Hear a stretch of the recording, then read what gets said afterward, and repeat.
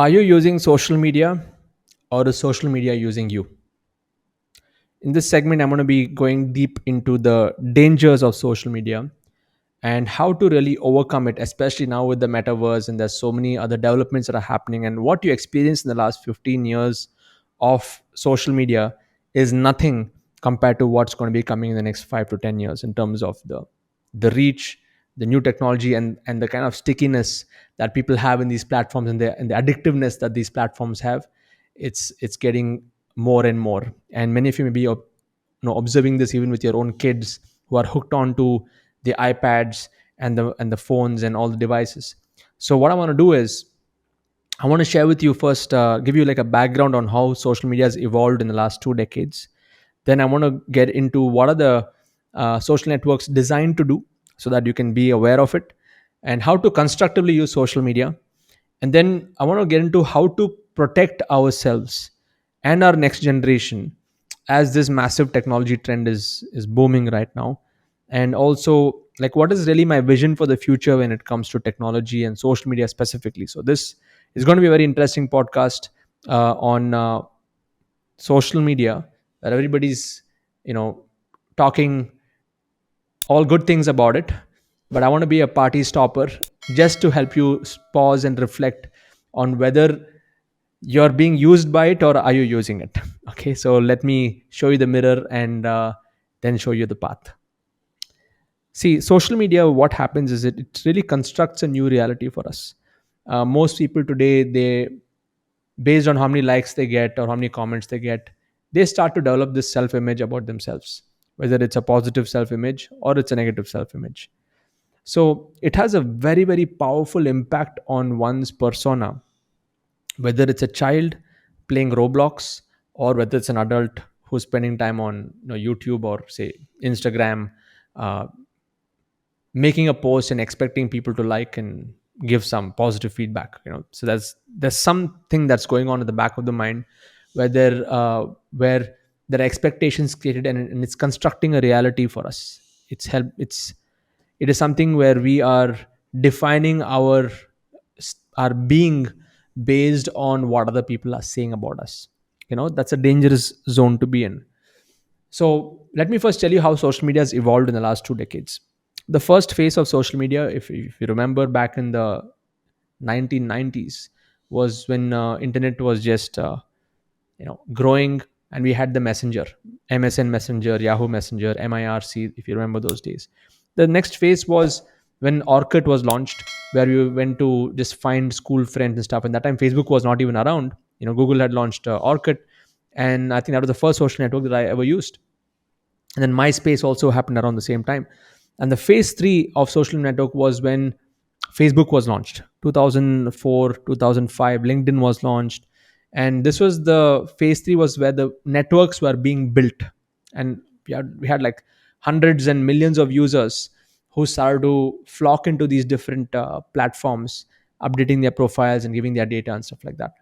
And then phase four, we saw you know after the iPhone was launched and all the smartphone revolution happened, the smartphone enabled access of social media started to get better. Because I remember when I started on social media, the first phase was all on the desktop or the laptop only.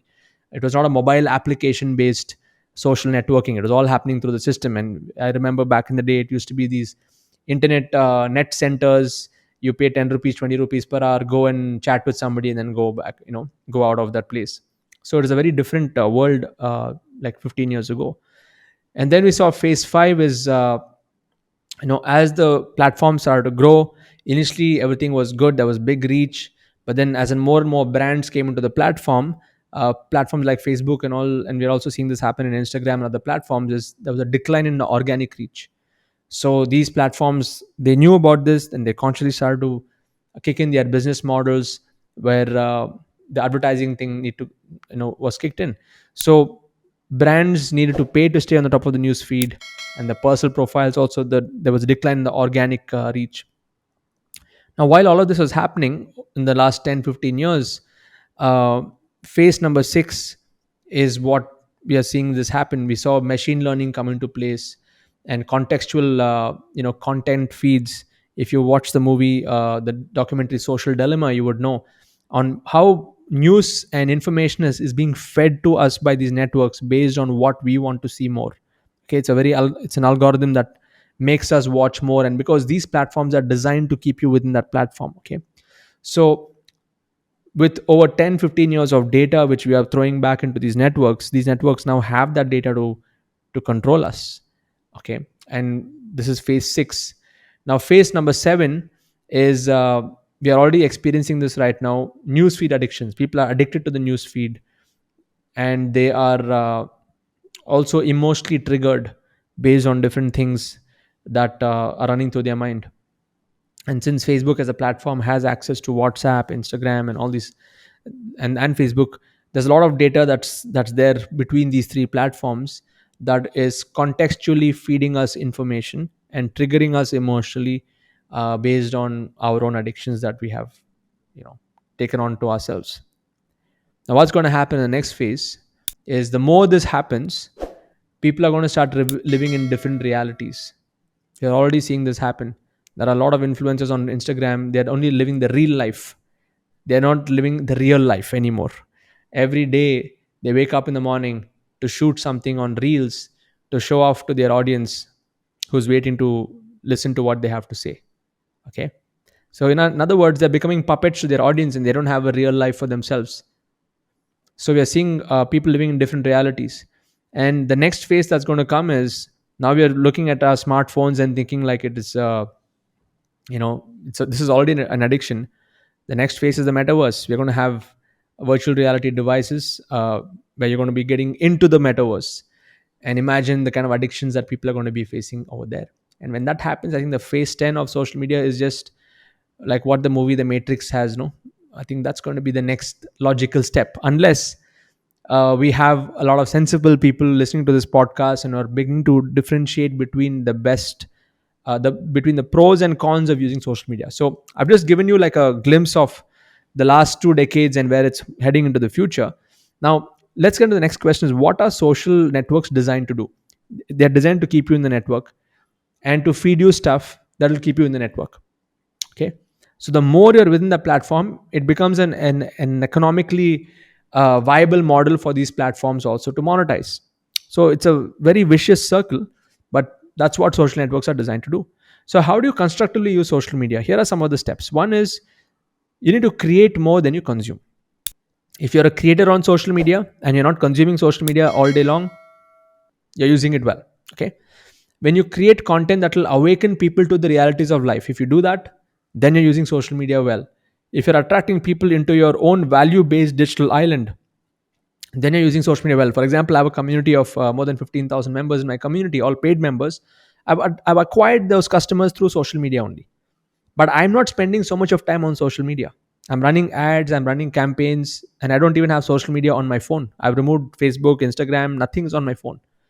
Okay, so I'm attracting them through these different platforms, not for me to spend time there, but to bring them into my own platform, my own digital island. That's a good smarter way of using social media. When you use social media to add value to people and give them solutions to the real world problems, that then you're making a difference. When you're using social media to help people shift their behaviors to positive behaviors, then you're doing a great service. When you are going to use social media where you're focusing on creating more long form content than short form content, you would see on my social media I don't have too many reels and stuff, but I have more than 3 to 400 YouTube videos which are more than 10 minutes in duration. That's called long form content, because I'd rather spend more time creating, giving person a whole meal to eat than just giving them snacks to eat. Okay, snacks are once in a while, it's fine, but that's not my business strategy. My business strategy is to use social media to give them long form content. And finally, the best use of social media is to take your digital conversations back to the physical world, in the real world, not in the real world. Okay, so like recently we had an event in Mahabalipuram with all my, my premium quantum members, and we all met in the digital world, but we've taken that to a physical experience where we are bonding with each other. We have, many of them have found newfound what do you say, friendships, deep friendships that have been created through the community. So those are all the advantages of social media. But if you're just a consumer inside and getting trapped in this whole newsfeed addiction, that's a big problem over there. So how do you protect our next generation and ourselves? One is delete all social media apps from your phone. This is what I would recommend for you right now.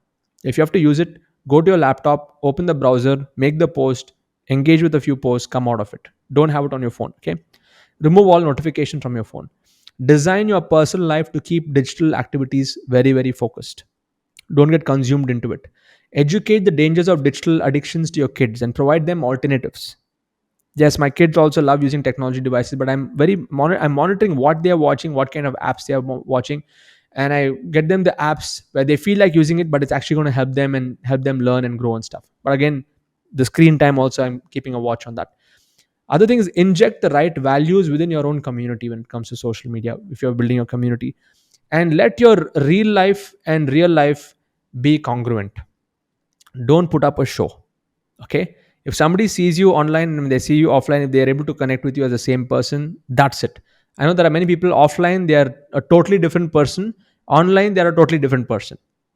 That's not the way to look at it. Okay. And start unplugging people from the matrix. The matrix is already here. We just don't know it. Okay. Start unplugging people. People are too addicted to it. You know, that's what is one of my intentions of doing this episode also, is to help you get that awareness that of the pros and cons of this. And other thing I would want you to think about is to experiment new technologies. Be open at experimenting. I love to try new things, but I'm smart enough not to get sucked in. Okay, I know where to draw the line.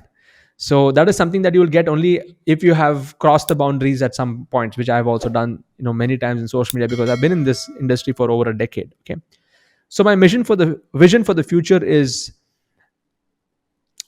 right now I'm seeing mental health issues and digital de-addictions a priority.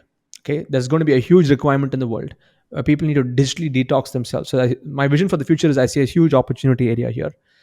And my vision, again, I feel that bringing back spirituality, meditation, and holistic living is the only way to save humanity from the digital dangers of the world.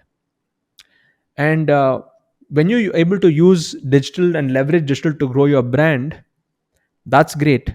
But use that influence to help people live happier lives. In other words, whatever time, energy, and effort that you're putting in the digital space to build yourself online and stuff like that, use that influence to help people live a better quality life and not get addicted and get into this whole vicious cycle. So I hope that answers the question. Are you using social media, or is social media using you? Stay tuned for the future episodes. And if you found this valuable, please share your notes and your takeaways on social media and tag me so that I can actually see that you have learned something from this. Thank you so much. Bye bye.